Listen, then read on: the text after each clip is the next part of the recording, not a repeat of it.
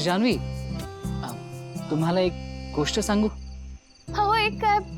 तुम्हाला जितक्या सांगाव्याशा वाटतात तितक्या गोष्टी सांगा. आणि सध्या तरी एकच गोष्ट सांगायची. खरं तर तुम्हाला ही गोष्ट सांगण्याचा कितपत माझ्याकडे अधिकार आहे मला माहित नाही, पण बोल ना जयंत. नाही बोला ना जयंत. नाही नाही नाही, बोला ना कानेटकर. सॉरी, बोला ना मिस्टर कानेटकर. हे म्हणायचं होतं. Call me whatever you like. Okay mister Kanetkar. Miss Janhavi, खरं तर सुरुवातीला जेव्हा तुम्ही ऑफिस जॉईन केलं होतं तेव्हा तुम्हाला हे वाटूच कसं शकतं की मी तुमच्या ऑफिसमध्ये जॉब करेन? तुम्हाला माझ्या ऑफिसमध्ये काम करायला अजिबात आवडत नव्हतं. अँड मला कॉन्स्टंटली हेच वाटायचं की मी त्या कॉन्ट्रॅक्टमुळे तुम्हाला जबरदस्ती काम करायला लावतोय. बट आय होप आता तुम्हाला काम करायला तसा काहीच प्रॉब्लेम नाही आहे.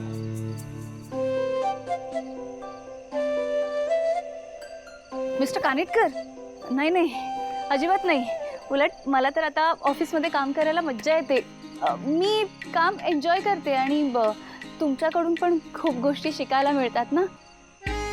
आणि मला हेही कळलंय, तुम्ही खडूस बॉस नाही आहात. तुम्ही तुमच्या एम्प्लॉईजची खूप काळजी घेणारे बॉस आहात. आणि मिस्टर कानेटकर, एक बोलायचं होतं. त्याचं काय आहे ना, मला तुमच्या कंपनीत जॉब कंटिन्यू करायला आवडेल. Of course miss Janhavi, why not. In fact तुमच्यासारख्या एम्प्लॉईज आमच्यासाठी ॲसेट्स आहेत. Thank you thank you thank you thank you so much mister Kanetkar. तुम्ही ना माझ्यासाठी आयडियल आहात. आणि हीच गोष्ट ना मी त्या मूर्ख विश्वाला पण सांगत असते, त्याला कळतच नाही.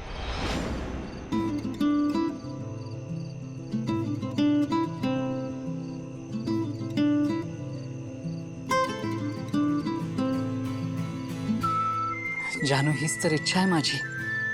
असंच तू कायम माझ्या बरोबर असावं, माझ्यावर विश्वास ठेवावास.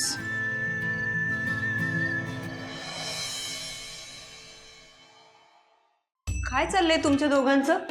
हा काय रे, होमवर्क झालाय ना सगळा? नाही, म्हणजे थोडा राहिलाय, पण मी करेल शाळेत. थोडा राहिलाय ते काय नाही. हा चला, होमवर्क कंप्लीट करा आणि झोपण्याआधी सगळा होमवर्क कंप्लीट झालेला पाहिजे. चला चला लवकर. अगं आई थांब ना थोडं.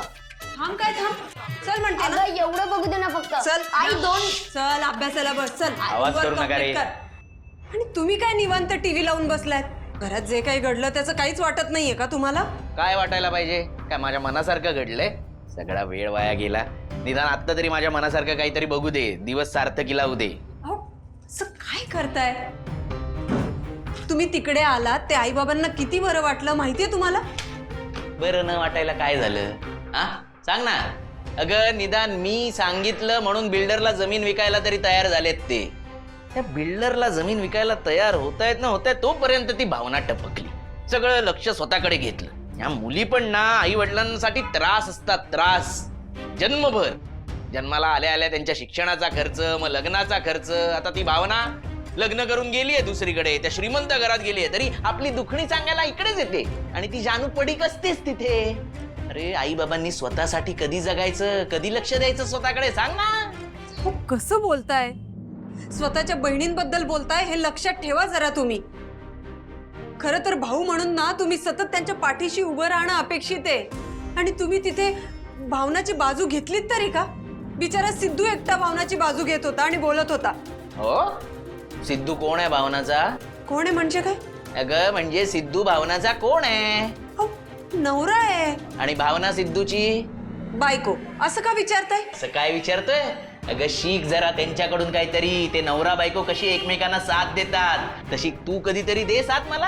हा अगं मी कधी एखादा मुद्दा उपस्थित केला की लगेच तुझी समोरच्याला साथ असते. कधीतरी बायको म्हणून साथ दे. मी तुमची साथ कधी सोडली नाही हो. आणि दिली पण नाही. काय झालं? लागली रडायला. स्वतःची चूक दाखवली की झालं रडायचं. मला आहे ना हेच तुझं आवडत नाही. आपण कशाला दुसऱ्यांच्या गोष्टीत पडायचं? त्यांचं ते बघून घेतील ना.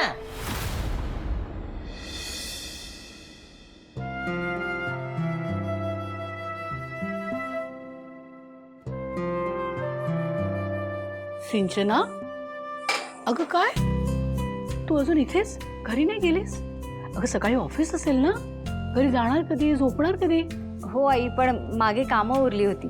आधी वीणा वहिनी होत्या तुमच्या मदतीला, सो इट वॉज ओके.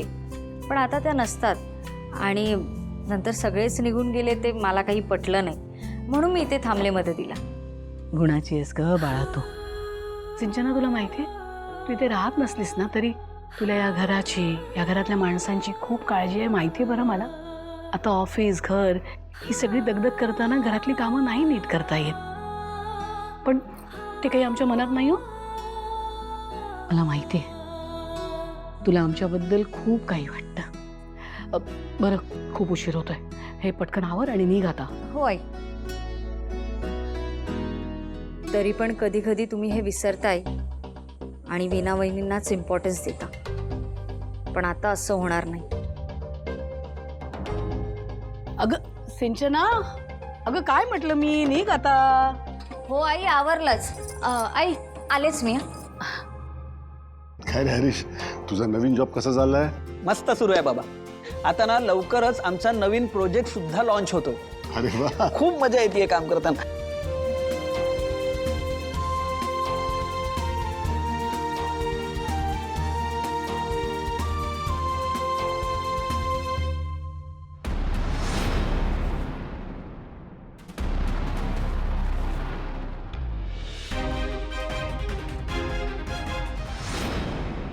त्यांचं ते बघून घेतील. अहो, बहीण आहे ती तुमची, ती कुठल्या त्रासात न जाते ह्याचा जरा तरी विचार करा.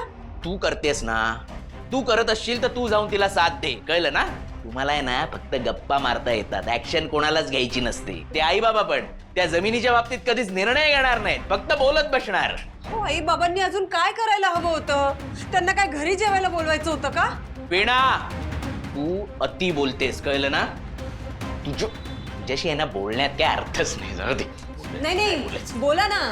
तुम्ही कायम स्वतःच्या स्वार्थाचाच विचार करत असता, त्याशिवाय दुसरं काही सुचतं का तुम्हाला? नाही सुचत मला, नाही सुचायचं मला, कळलं? का भांडताय ते दोघं?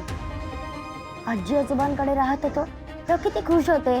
आई बाबांना तरी काय सुचतंय? ते फक्त भावनाचाच विचार करतायत ना, जमिनीचं राहिलं बाजूला. आपण निर्णय घेऊन मोकळं व्हायचं, ते सोडून बाकीचाच. तुम्ही इतके बदलाल असं वाटलं नव्हतं हो मला. अहो, एवढ्या कोरड्या मनाचे नव्हतात तुम्ही. हे बघे, मी कसा आहे कसा नाही आहे याचा विचार करणं बंद कर, आणि तू पण जरा प्रॅक्टिकल विचार कर. या जगात सगळेच स्वार्थी असतात, स्वतःचा विचार करणं म्हणजे स्वार्थीपणा नसतो. मी फक्त उघडपणे करतो म्हणून तुम्हा लोकांना दिसतो, तुम्ही बाकीचे सगळे लपून छपून स्वार्थीपणा करता. कधी कधी मी तुमच्याशी का बोलते ना तेच कळत नाही मला. मग का बोलतेस?